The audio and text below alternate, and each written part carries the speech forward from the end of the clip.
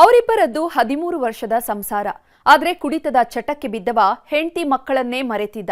ಗಂಡನ ಕಾಟ ತಾಳಲಾರದ ಹೆಣ್ಮಗಳು ತವರು ಮನೆ ಸೇರ್ಕೊಳ್ತಿದ್ದಂತೆ ಗಂಡ ರಣರಾಕ್ಷಸನಾಗಿದ್ದಾನೆ. ನಮ್ಮಮ್ಮ ಹೆಂಗ್ ನರಳಿ ಸತ್ತಿದ್ದಾರೆ ಅವರು ಹಂಗೆ ಸಾಯ್ಬೇಕು.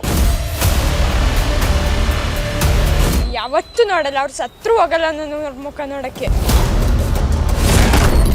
ಗಂಡನಿಗೆ ಎಣ್ಣೆ ಚಟ, ಪತ್ನಿಗೆ ತೋರಿಸಿದ ರೌರವ ನರಕ. ತವರು ಸೇರಿದ ಪತ್ನಿ ರಣರಾಕ್ಷಸನಾದ ಕುಡುಕ ಪತಿ. ಕುಡುಕ ಗಂಡನ ಸಹವಾಸ, ಹೆಂಡತಿ ಮಕ್ಕಳ ಉಪವಾಸ ಅನ್ನೋ ಮಾತು 100ಕ್ಕೆ 100 ಸತ್ಯ. ಯಾಕಂದ್ರೆ ಮನೆಯ ಯಜಮಾನ ಅನ್ನಿಸಿಕೊಂಡವ ಕುಡಿತದ ದಾಸನಾದ್ರೆ ಮುಗಿದೋಯ್ತು. ಹೆಣ್ಣು ಮಕ್ಕಳ ಬದುಕು ಅಕ್ಷರಶಃ ನರಕವಾಗತ್ತೆ. ಈಕೆ ವಿಷಯದಲ್ಲೂ ಇದೇ ಆಗಿತ್ತು. ಕಟ್ಕೊಂಡ ಗಂಡ ಎಣ್ಣೆಗೆ ದಾಸನಾಗಿದ್ದ, ಹೆಂಡತಿ ಮಕ್ಕಳು ಅನ್ನೋದನ್ನ ಮರೆತವ. ಪತ್ನಿ ಪಾಲಿಗೆ ರಣರಾಕ್ಷಸನಾಗಿದ್ದ. ಹೀಗಾಗಿ ಇವನ ಸಹವಾಸವೇ ಬೇಡ ಅಂತ ತವರು ಸೇರಿದ್ದವಳು ದುರಂತ ಅಂತ್ಯ ಕಂಡಿದ್ದಾಳೆ. ಮೈ ತುಂಬಾ ಸಾಲ ಮಾಡಿಕೊಂಡಿದ್ದವ ಪತ್ನಿಗೆ ಚಟ್ಟ ಕಟ್ಟಿದ್ದಾನೆ.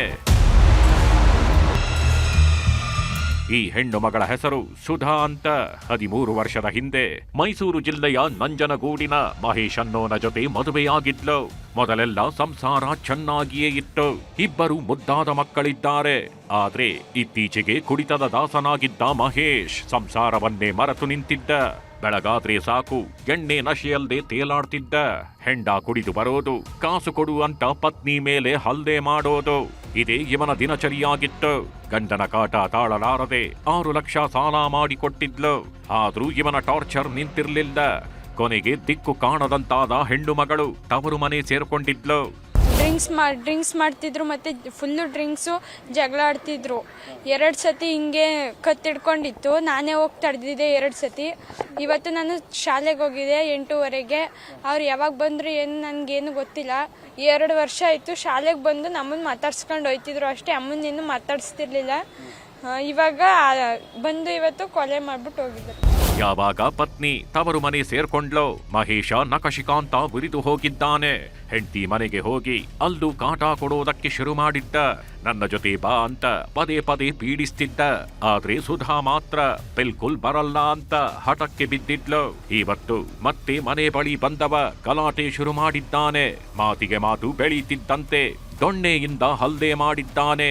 ಬೀಳಬಾರದ ಜಾಗಕ್ಕೆ ಹೊಡೆತ ಬೀಳ್ತಿದ್ದಂತೆ ಕುಸಿದು ಬಿದ್ದವಳು ಅಲ್ಲದೆ ಪ್ರಾಣ ಬಿಟ್ಟಿದ್ದಾಳೆ. ಯಾವಾಗ ಪತ್ನಿ ಸಾವನ್ನಪ್ಪಿದ್ಲು ಅಂತ ಗೊತ್ತಾಯ್ತೋ ಪಾಪಿ ಗಂಡ ನಾಪತ್ತೆಯಾಗಿದ್ದಾನೆ.